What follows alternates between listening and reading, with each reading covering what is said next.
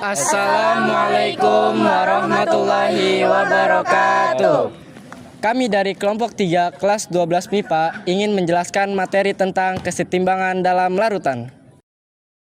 Halo teman-teman, dalam video ini kita akan mempelajari tentang kesetimbangan dalam larutan.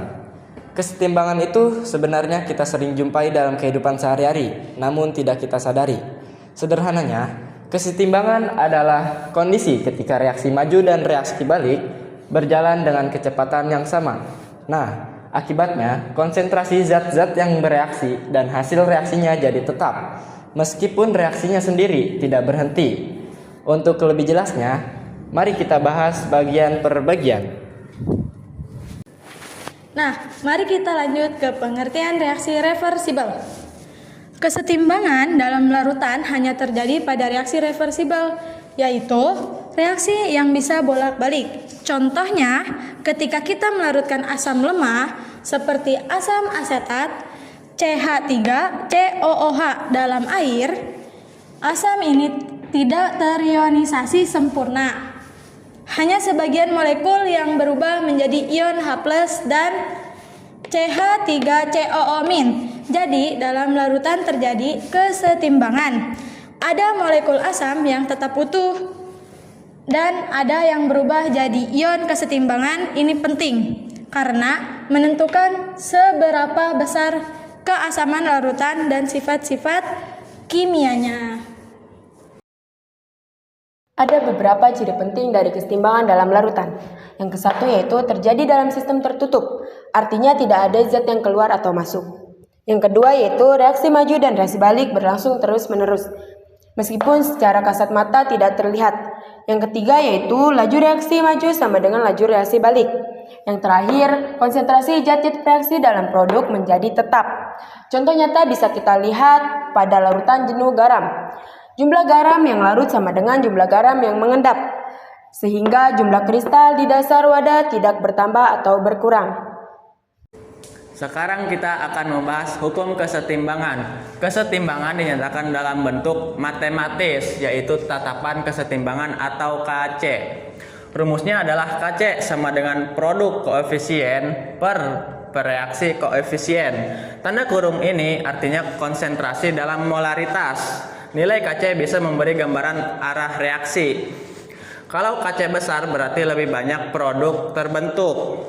Sedangkan kalau KC kecil berarti reaksi lebih dominan. Faktor yang mempengaruhi kesetimbangan dalam larutan sesuai dengan asas Le-Chatelier. 1. Perubahan konsentrasi. Jika kita menambah reaksi, sistem akan bergeser ke arah produk. Yang kedua, perubahan suhu. Pada reaksi eksoterm, jika suhu naik, maka akan bergeser ke arah reaksi. Pada reaksi endoterm, jika pemanasan mendorong ke arah produk. 3. Perubahan tekanan dan volume.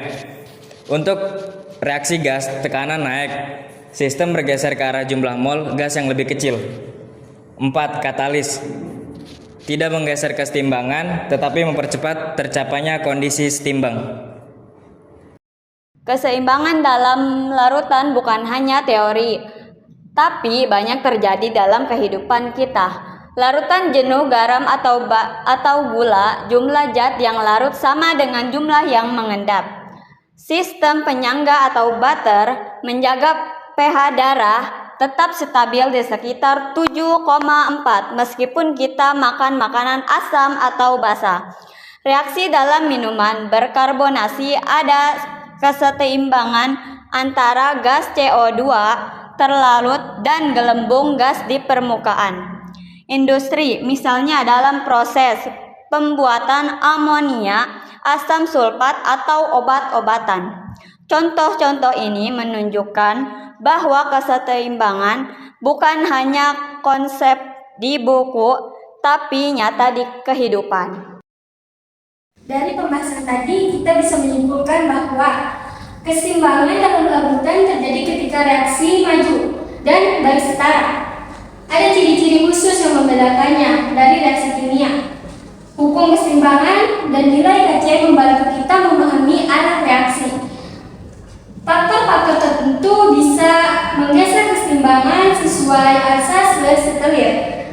Dan yang terpenting, fenomena ini bisa kita temukan di sekitar kita, di tubuh manusia sampai industri kimia. Cukup sekian penjelasan dari kami. Kurang lebihnya mohon maaf. Wassalamualaikum warahmatullahi wabarakatuh.